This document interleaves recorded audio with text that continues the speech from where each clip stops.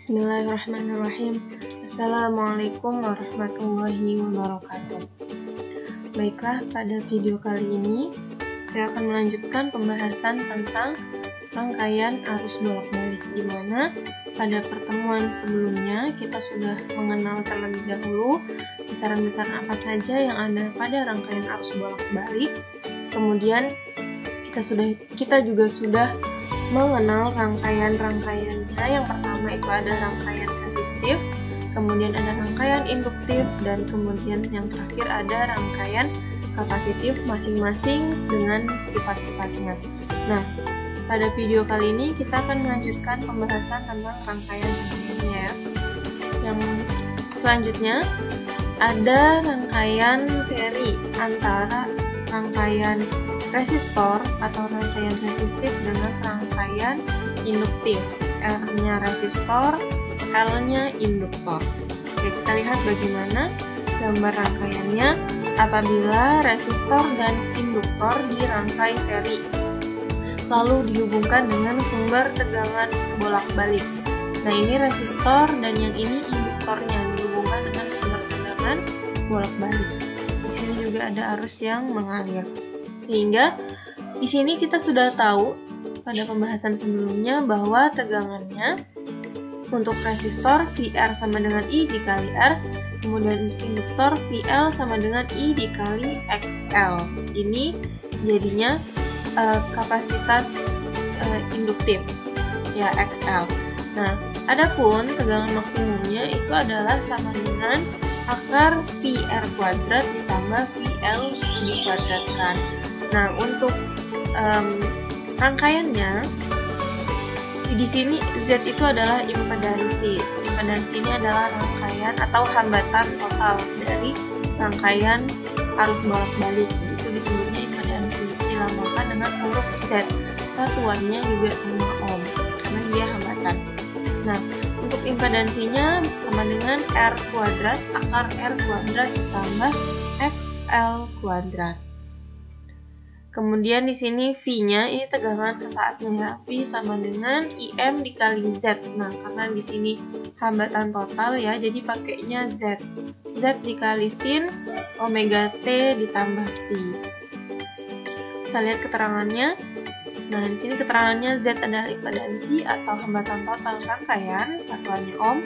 V itu adalah tegangan sesaat atau volt.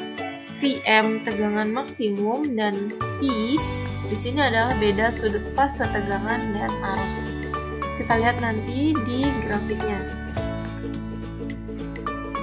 Nah, ini grafiknya. Yang pertama grafik antara grafik tegangan ya. Jadi antara VR, PL dan I-nya itu sendiri dalam arus bolak-balik. Jadi VR-nya, VR di sini. Kemudian di sini itu adalah VR-nya, dan si tegangan sesaatnya itu diikuti dari si VR. Kemudian untuk diagram fasor rangkaian RL, jadi di sini VR-nya untuk horizontal itu untuk R, dan vertikal ke atas itu untuk induktornya PL. Kemudian tegangan sesaatnya adalah dilihat dari resultannya. Nah, ini adalah si beda fasenya tadi, si V. Untuk impedansinya juga sama dengan tegangan. Kemudian kita lihat berarti sifatnya masing-masing.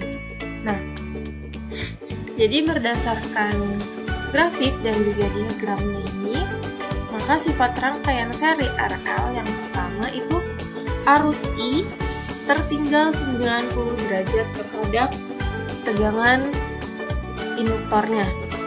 Ini arusnya, kemudian PL-nya 90 derajat terhadap arus. Kemudian arus I sefase dengan PR. Jadi dia sama-sama mendatar, jadi dia satu fase, dan arus I tertinggal theta terhadap I sebesar ya, tertinggal sebesar I atau theta terhadap si tegangan sesaatnya. Ini untuk rangkaian seri antara resistor dan induktor. Rangkaian berikutnya yaitu rangkaian seri antara resistor dan kapasitor. Apabila keduanya dirangkai seri, maka gambarnya seperti ini, resistor dan ini induktor. Persamaannya masih sama seperti yang tadi, cuman di sini VL, kalau yang tadi VL, yang di sini VC. Sama dengan arus dikali XC, kapasitas kapasitif. Ya.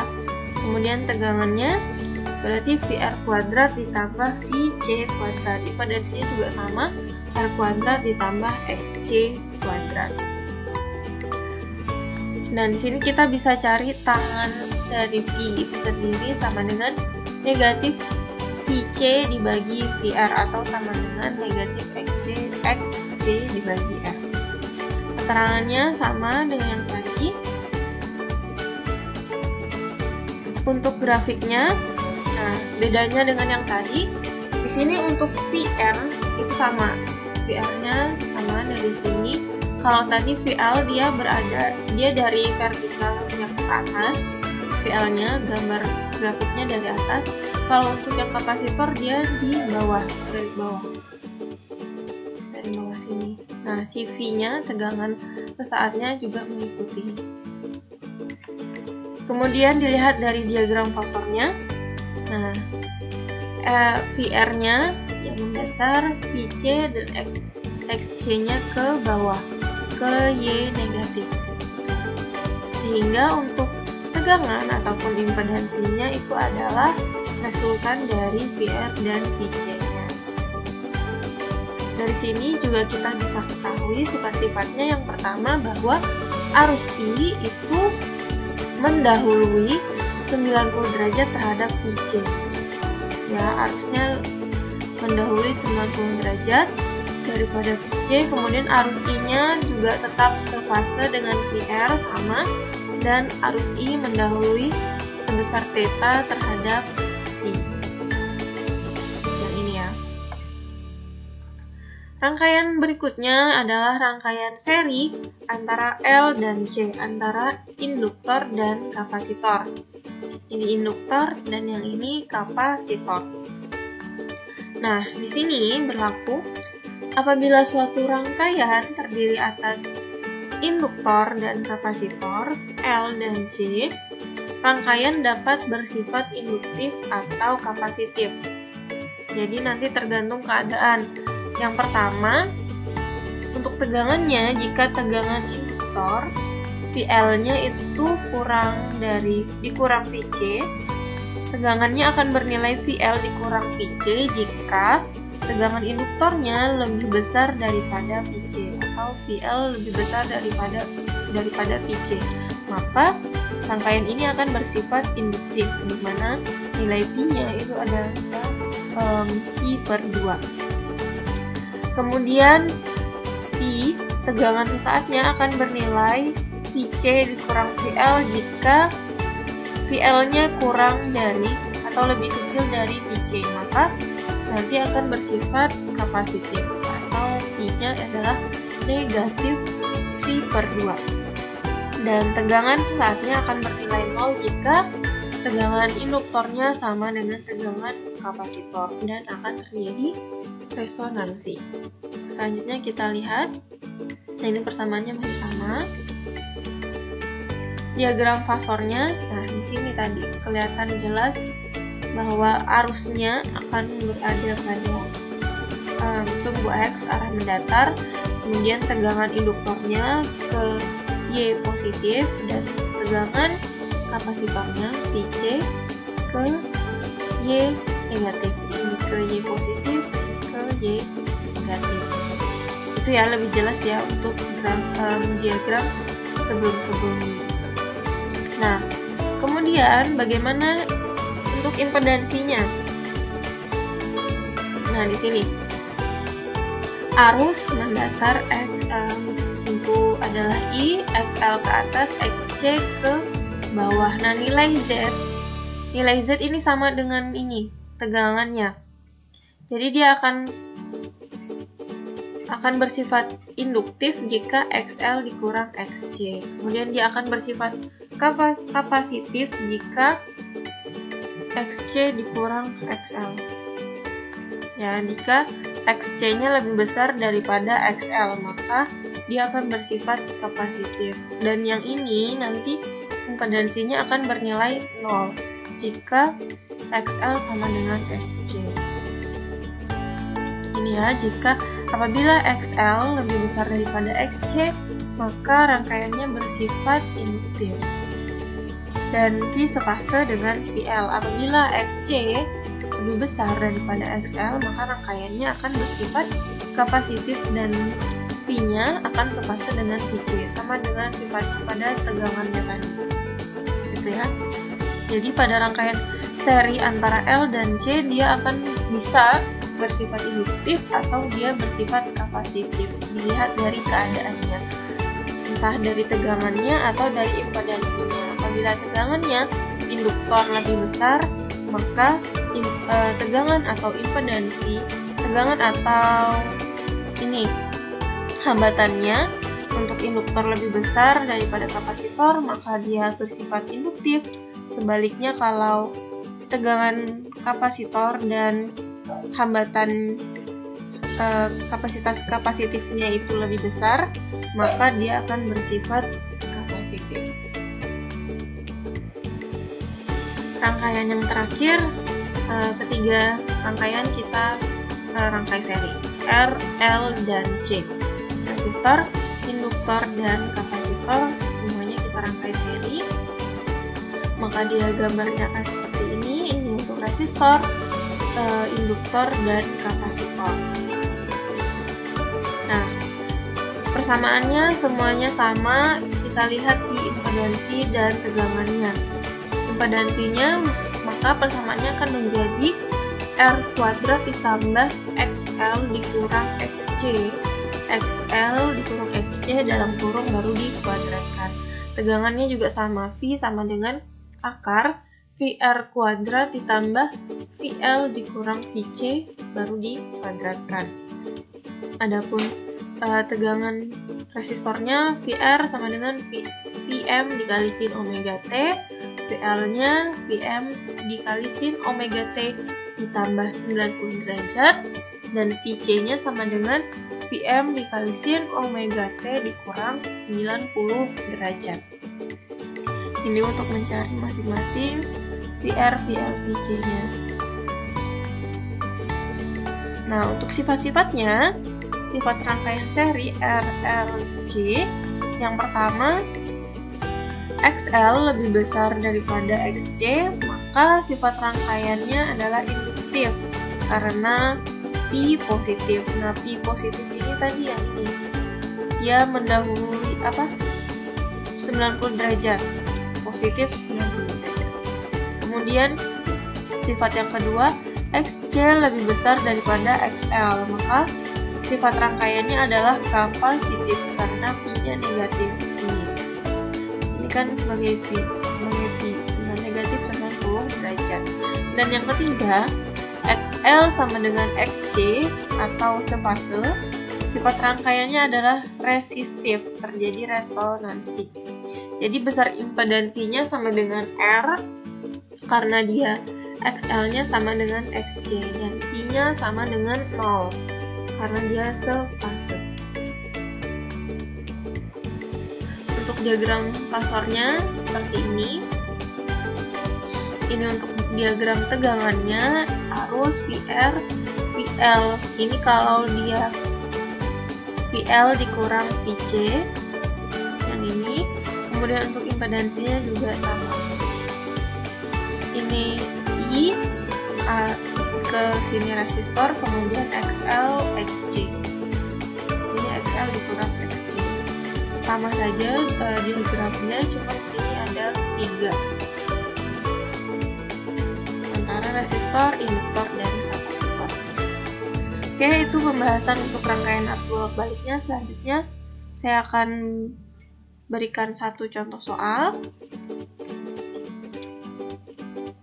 Soalnya, tegangan sesaat pada rangkaian di samping sebesar 200 akar 2 sin 100 T volt. tentukan impedansi total dan arus yang terbaca pada ampere meter. Yang ditanyakan impedansi total berarti Z, dan arus yang terbaca pada ampere meter. Berarti itu arus efektif, arus yang terbaca. Oke, gambarnya yang ini. Jadi di sini rangkaian RLC besar R-nya 400 ohm, induktornya L 0,5 Henry, C 60 mikrofarad, dan ini persamaan tegangannya 200/2 sin 100 T volt. Penyelesaiannya ya ini yang sudah diketahui di dalam soal.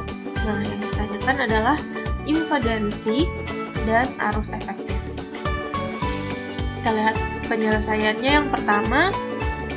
Nah, dari sini persamaan tegangannya P sama dengan Pm sin omega T.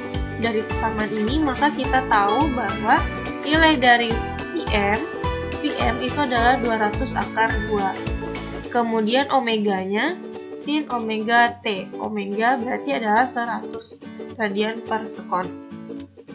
Nah, impedansi dihitung dengan rumus yang tadi ya, Z sama dengan akar R kuadrat ditambah XL dikurang XC dikuadratkan. Nah, karena XL dikurang XC, sementara yang diketahui di dalam soal masih L dan C, sehingga di sini kita harus cari dulu XL dan XC-nya menggunakan persamaan yang sudah saya jelaskan di pertemuan minggu lalu. Jadi XL sama dengan omega dikali L 100 radian per sekon dikali 0,5 Henry sama dengan 50 ohm.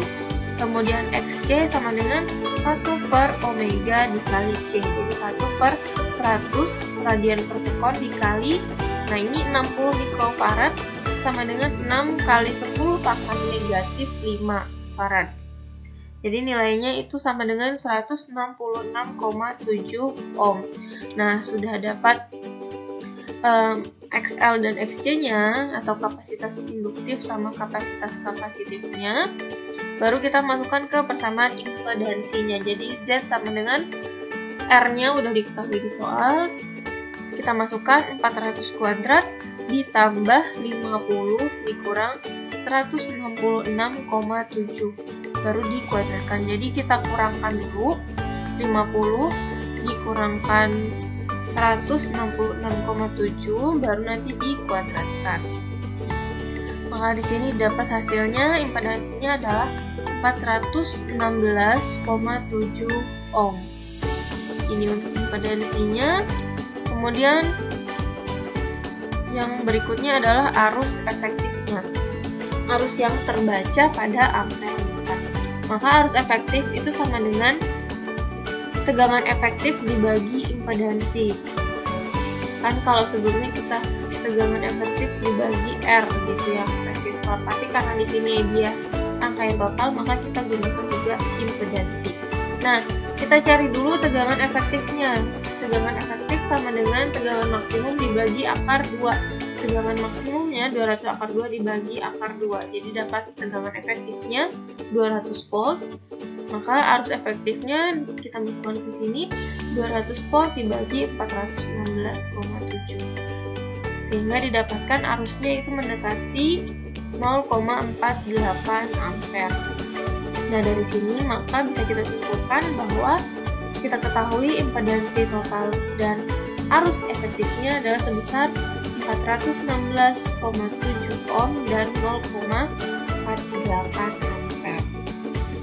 Oke, sekian untuk pembahasan kita pada hari ini tentang rangkaian arus bolak-balik. Semoga bisa dipahami, semoga mudah dipahami. Kita lanjutkan pembahasan jika ada yang masih belum jelas ya. Saya akhiri untuk pembahasan pada video kali ini. Wassalamualaikum warahmatullahi wabarakatuh.